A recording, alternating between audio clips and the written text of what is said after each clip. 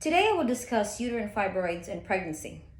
I myself have this condition, and I want to share with you information I have gathered from my OBGYN and my fibroid specialist and the information that I've gathered through my research. By the end of this video, I'll be able to inform you the risks, complications, and treatments of fibroid before pregnancy, during pregnancy, and after pregnancy. First, I want to define fibroids. Uterine fibroids are non-cancerous growth in the uterus that occurs in childbearing years. It's also called leiomyomas or myomas. It is not associated with any increased risk of uterine cancer and can almost never develop into one. Fibroids can range in sizes, from seedlings to bulky masses that can distort the uterus. You can have a single fibroid or you can have multiple ones. In extreme cases, fibroids grow so large that they expand the uterus up to the rib cage and can also add weight. This information is from mayoclinic.com. And there are also three types of uterine fibroids, one being intramural fibroids, which are fibroids that grow in the wall of the uterine lining. The second one is submucosal one. It is a fibroid that grows inside the uterus, and it also can crowd the uterus. The third one is the one that I have. It is called subserosal fibroids. It is the type of fibroids that grow outside of the uterus. So the symptoms of fibroids are as follows: pressure on the bladder or rectum, frequent urination, constipation or rectal pain, and lower back pain and abdominal pain. And now I'm going to be discussing the risks and complications of fibroids in pregnancy, which number one is going to be pain.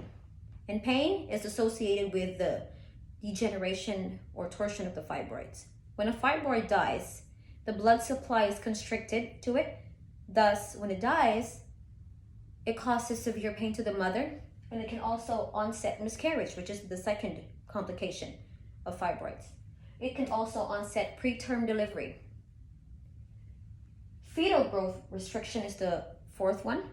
It is when a fetus cannot develop and cannot grow fully because it's sharing its space in the uterus with a fibroid. Another one is placental abruption. It is when the placenta breaks away from the walls of the uterus because it's being blocked by a fibroid.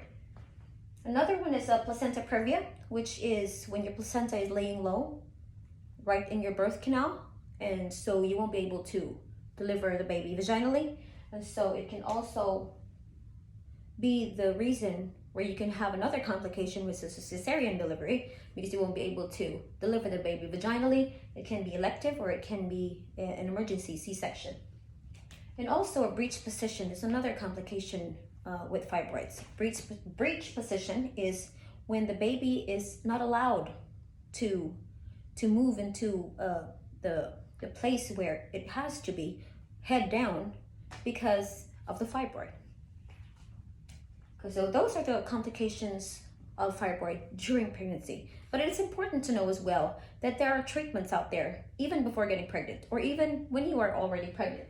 So the first treatment is going to be medication, and that is before getting pregnant. You can take medication that can lower your estrogen, and it also decreases the size of the fibroid. Second one is when you are already pregnant, and there are procedures out there that are called minimally invasive procedures. Number one is the uterine artery embolization. This is when they inject embolic agents through the blood vessels that could shrink the blood vessel, thus constricting the blood supply to the fibroid and kills it. Second one is a radiofrequency ablation. It also kills or removes the fibroid through radiofrequency. Third one is laparoscopic myomectomy. It is a removal of the fibroids through a surgical instrument through the incision in your abdomen with a laparoscopic device, and they take out the fibroids. Hysteroscopic myomectomy is also the same way, taking out the fibroids, depending how small or large they are, but through your vagina. And so those are the treatments that are available out there. And according to healthline.com, 1/3 of women, they noticed an increase of the uterine fibroids on their first trimester or the first 3 months of their pregnancy. But in a 2010 study, 79% women have reported that the fibroid decreased in size after delivery. So it is very important to know that there are treatments out there, there are medications out there, and there are also support groups out there for women who have fibroids. So it's very important to have a good health if you know that you have fibroids and you want to get pregnant. And it is also important to know that there are a lot of minimally invasive procedures and treatments and other options out there. You just have to talk to your OBGYN and a fibroid specialist. So that concludes my speech, and I hope that I was able to inform you. And see you on my next one. Thank you so much.